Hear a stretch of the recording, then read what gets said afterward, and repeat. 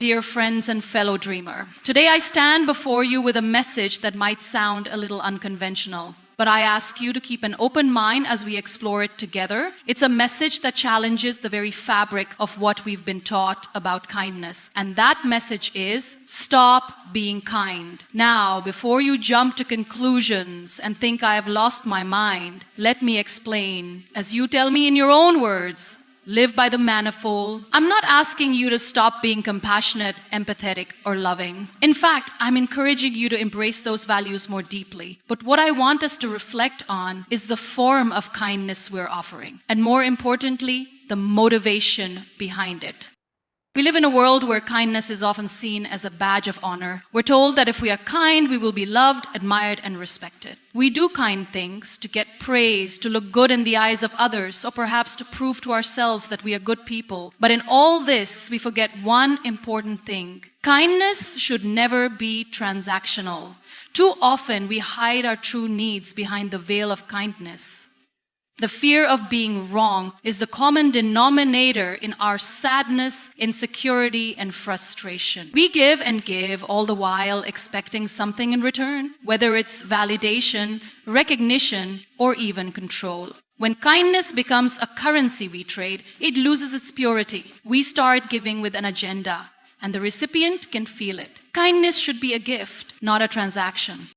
So I'm asking you, stop being kind for the sake of others' approval. Stop being kind to fit into a mold or to check off a box of societal expectations. Instead, I want you to start being kind because it feels true to who you are. Because kindness, when it comes from a place of authenticity, can change the world. But we must first start by honoring ourselves in the process. Kindness is not about pleasing everyone around you or stretching yourself thin to make others happy. It is about knowing your limits, setting boundaries, and choosing to be kind to yourself first. You cannot pour from an empty cup. If you are constantly giving away your energy and compassion without replenishing your own, you will eventually burn out.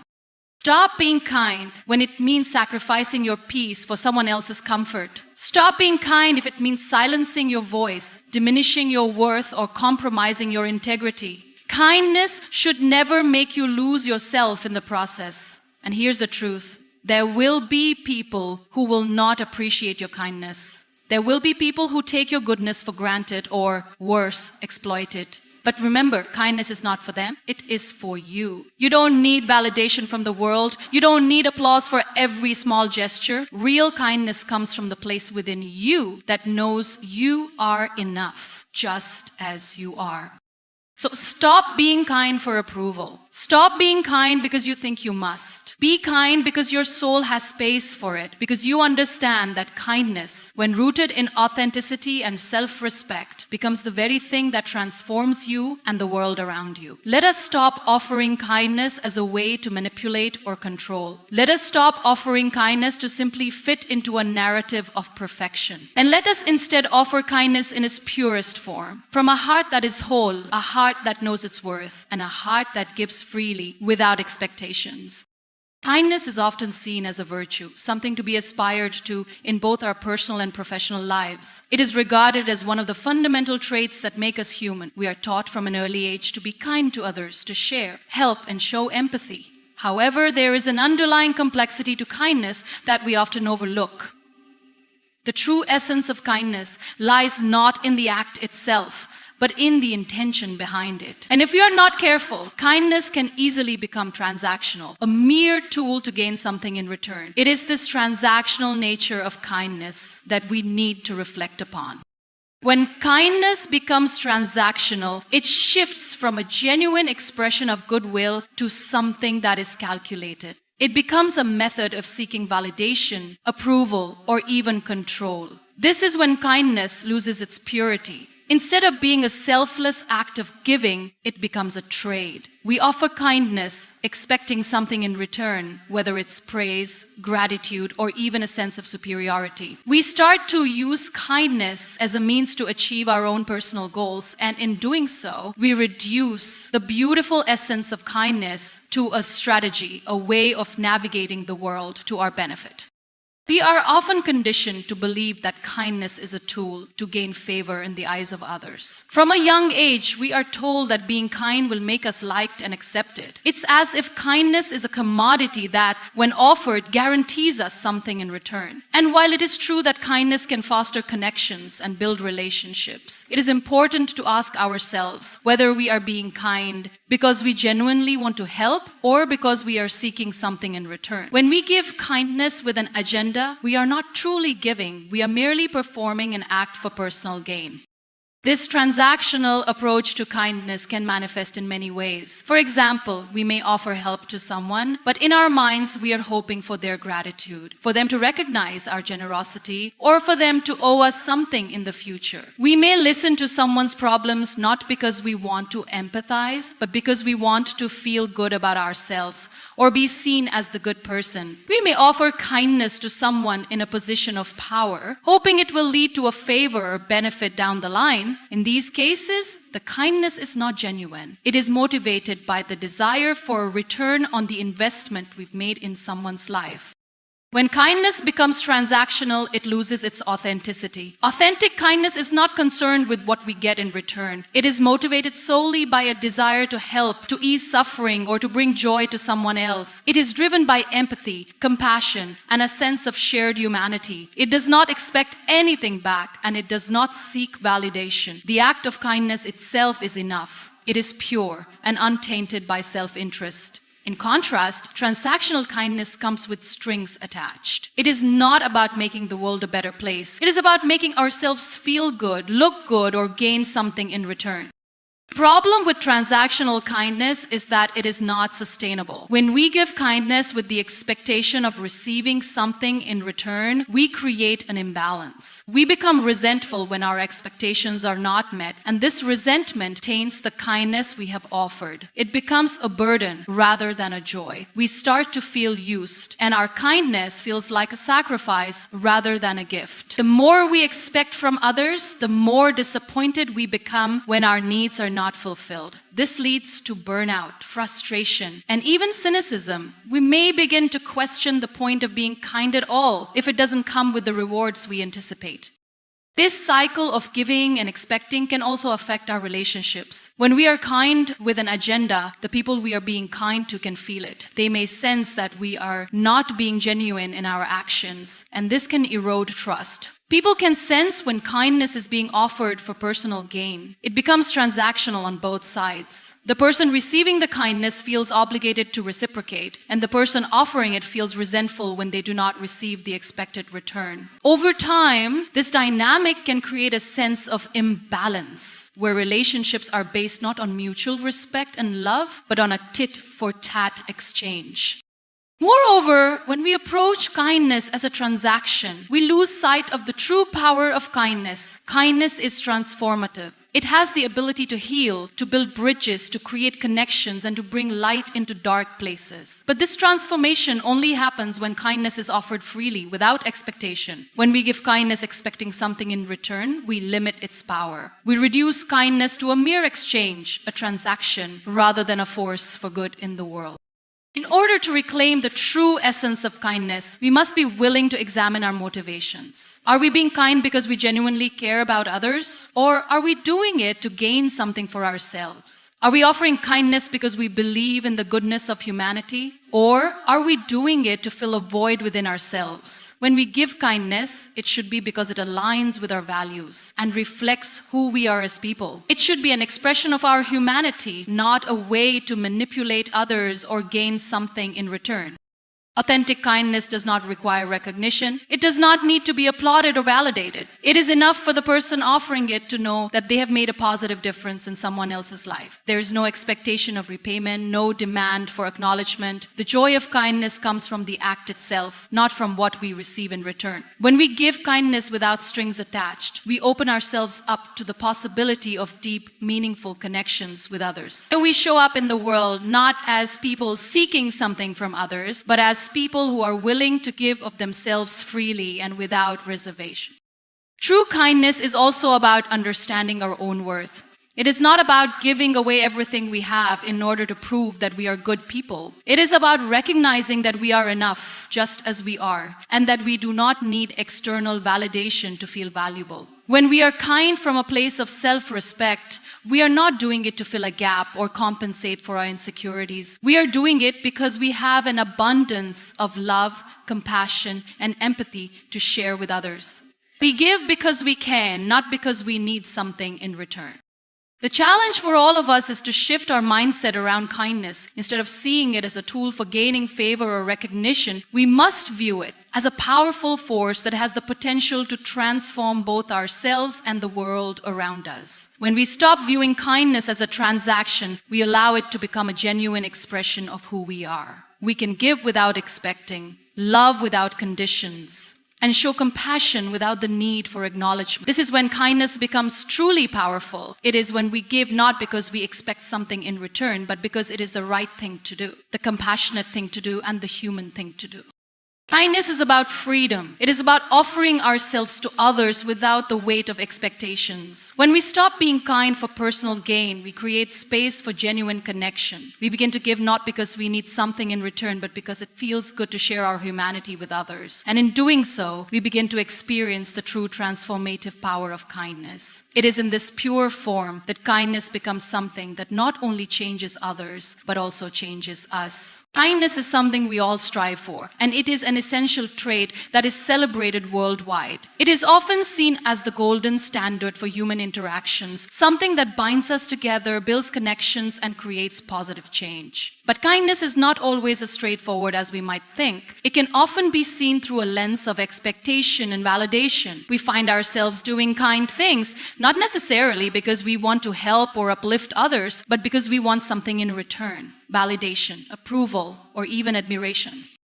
When we are kind for the sake of receiving approval or recognition, we begin to make kindness a form of transaction, where we give something and expect something in return. This transactional mindset can be incredibly limiting, both for ourselves and for those we interact with. Kindness, in its pure form, should not come with strings attached. It should not be motivated by the desire for applause or accolades. It should not be used as a currency to buy favor or recognition. Instead, true kindness arises from a place of authenticity, where we offer our help, compassion, or understanding without any ulterior motives.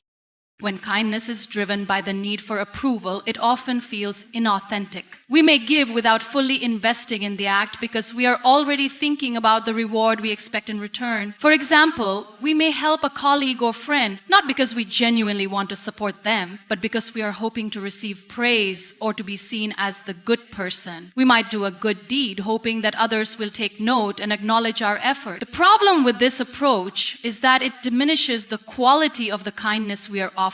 Instead of it being a genuine expression of our values, it becomes a tool for self-gratification.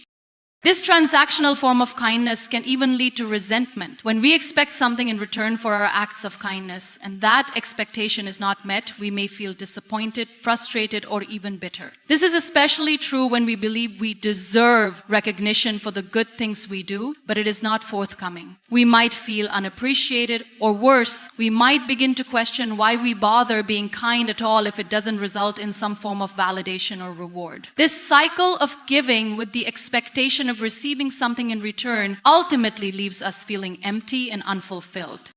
The other side of the transactional nature of kindness is the impact it has on our relationships. When we are kind to others with the expectation of getting something back, our relationships can feel unequal. There may be an underlying sense of obligation that others feel in response to our kindness, and this can create a sense of tension. Rather than genuine connections built on mutual respect, understanding, and care, these interactions become tainted by the expectation of reciprocation. Over time, this imbalance can erode the trust that forms the foundation of any relationship. It Additionally, when we rely on kindness to gain approval, we can begin to lose sight of why we are truly being kind in the first place. Kindness should never be used as a means to manipulate others or to create an image of ourselves that we think will make others like us. If our kindness is born out of a desire to be seen as a good person, we lose the authenticity that makes our actions meaningful. People can sense when our kindness is motivated by personal gain, and they may begin to feel as though we are not being sincere. Genuine kindness, on the other hand, is selfless and honest. It arises naturally from a place of compassion without any expectation of reward. The need for approval also limits the scope of kindness. When we are only kind to those who we think will reciprocate or acknowledge our efforts, we create an environment where kindness becomes conditional. We may hesitate to help someone who cannot give us anything in return, or to offer support to those who are not in a position to validate our actions. This selective kindness diminishes its power and potential. True kindness is unconditional. It is not dependent on the person receiving it, nor is it contingent on the response we get. It is an act of generosity, a gift given freely without any expectation of receiving something in return. True kindness is liberating because it allows us to step outside of ourselves and focus on others. When we give without expecting anything in return, we free ourselves from the shackles of validation seeking. We offer our kindness simply because it feels right, because we want to make the world a better place, or because we want to help someone in need. This kind of kindness strengthens relationships, fosters trust, and builds deeper connections because it is genuine, untainted by selfish motivations. It is about creating an environment where people can feel safe, supported, and valued without the pressure of having to reciprocate. Furthermore, kindness that is not rooted in the desire for approval enables us to give more freely and more often. When we release the need for validation, we can offer our support, empathy, and care to others without holding back. We no longer limit ourselves to only those who can give us something in return, and we start to see the beauty in acts of kindness that are small, quiet, and unnoticed by the world. These moments are often the most powerful because they come from a place of true generosity with no agenda behind them. A word that often places so much emphasis on recognition, achievements, and validation, it can be difficult to separate kindness from the desire for approval. But in doing so, we rediscover the true power of kindness. When we give with a pure heart, without any expectation of acknowledgement, we open ourselves up to a more authentic experience of life. We engage with others on a deeper level, not as people looking to gain something, but as human beings who understand the value of connection, compassion, and mutual respect. The challenge then is to practice kindness without expecting anything in return. To offer our help, our time, our support, or our love simply because it is the right thing to do, and because we know that kindness, in its truest form, has the power to change lives, ours and others. We should stop being kind for the sake of getting something back and start being kind because it is in our nature to do so. Self-kindness is a concept that is often overlooked in our pursuit of kindness toward others. We are frequently taught to be kind, compassionate, and considerate toward others. Yet we often forget to extend these same qualities to ourselves. It is as if we have been conditioned to believe that self-compassion is selfish or indulgent. We prioritize the well-being of those around us, sometimes at the expense of our own needs, desires, and mental health. But the truth is, we cannot genuinely be kind to others if we do not first practice kindness toward ourselves. Self-kindness is not only important for our personal growth and happiness, but it is also essential for our ability to show up fully for others. When we fail to practice self-kindness, we become more susceptible to burnout, exhaustion, and resentment. We give so much of ourselves to others that we have nothing left for ourselves. We overextend, overcommit, and stretch our limits in an attempt to be there for everyone. But without taking the time to care for ourselves, we inevitably end up feeling depleted and disconnected. The kindness we offer becomes less genuine because it is given from a place of exhaustion rather than abundance. Instead of being an act of love, kindness becomes a duty or an obligation, and we start to resent the very people we are trying to help. The first step in practicing self-kindness is recognizing that we are worthy of care and attention. It's easy to think that we should always put others first and that our needs are secondary, but this mentality is ultimately unsustainable. It is essential to acknowledge that we too deserve love, support, and understanding. We cannot pour from an empty cup, and if we do not prioritize our own well-being, we will have nothing left to give to others. Self-kindness is about recognizing our own humanity and treating ourselves with the same compassion and understanding that we extend to others. It means giving ourselves permission to rest, to say no, and to set boundaries without feeling guilty.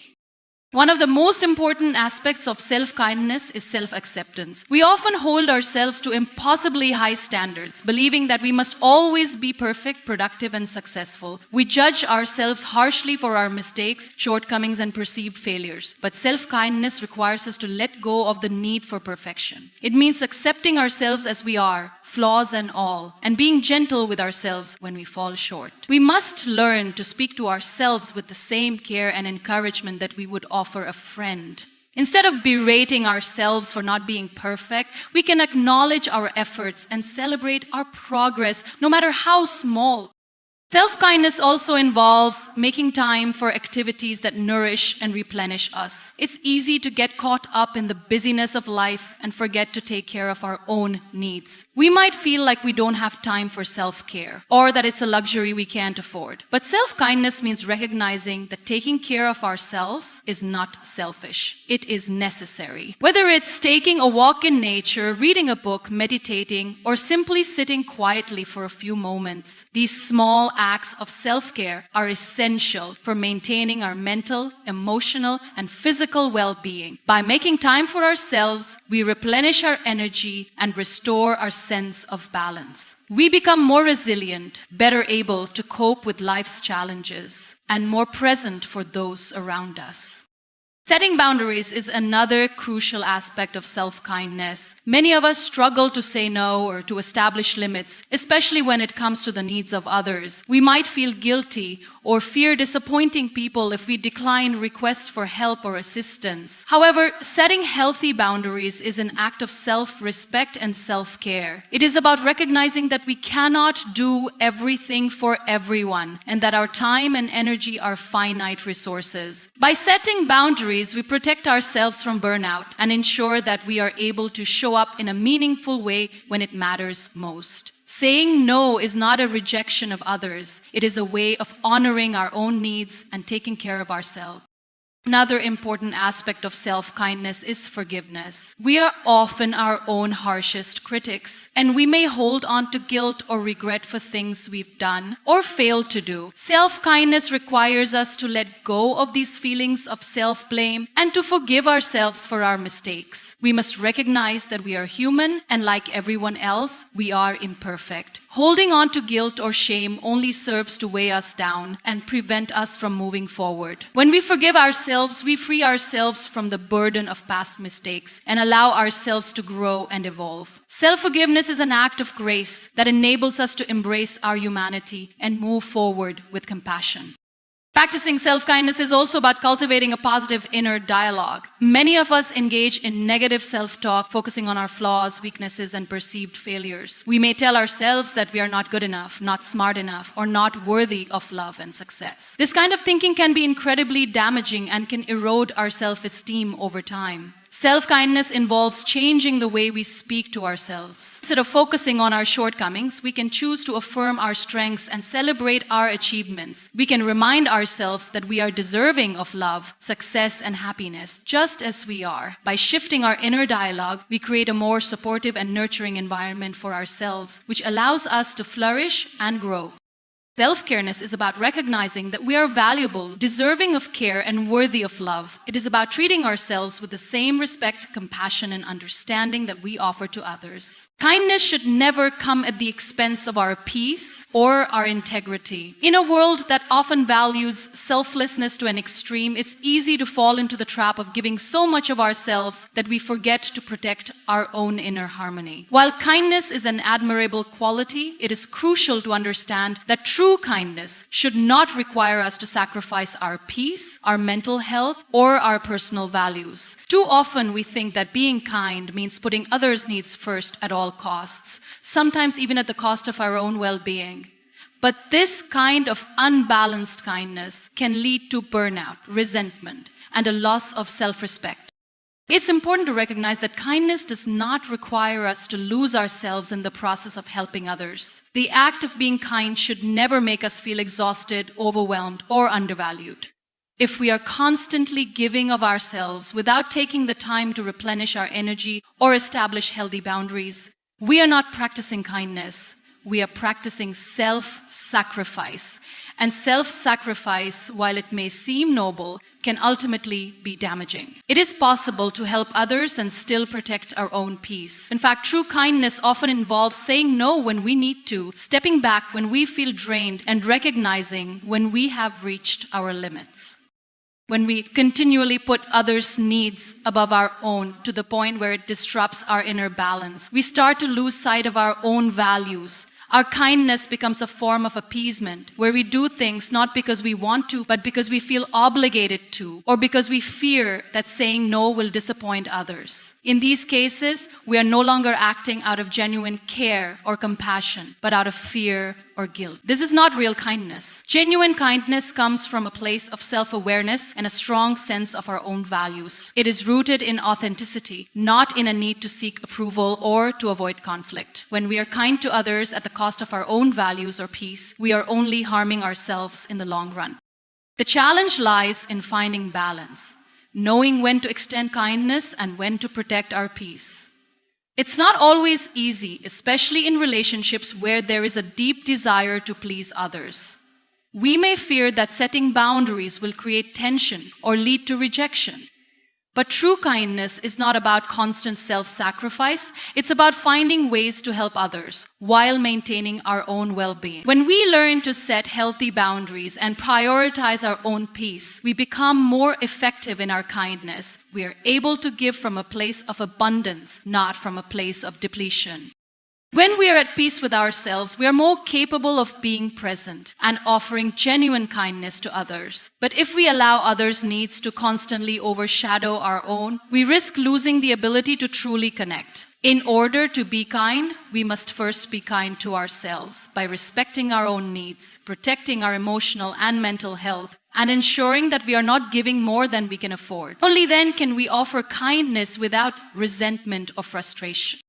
Being kind at the expense of our peace can also lead to compromised integrity. Integrity is about being true to who we are, and when we overextend ourselves or compromise our values just to please others, we begin to lose touch with what truly matters to us. We may start saying yes to things we don't agree with, helping people in ways that don't align with our principles, or going along with things just to avoid conflict. This kind of behavior erodes our sense of self and can leave us feeling disconnected from our true purpose. True kindness is aligned with our values and helps us grow, both individually and as part of a community. It doesn't require us to abandon what we believe in or to act in ways that don't feel authentic. In situations where our peace and integrity are at risk, kindness must be tempered with wisdom. It's essential to take a step back and reflect on what we are willing to give and what we are not. In moments of conflict or pressure, we must ask ourselves, is this act of kindness aligned with my values?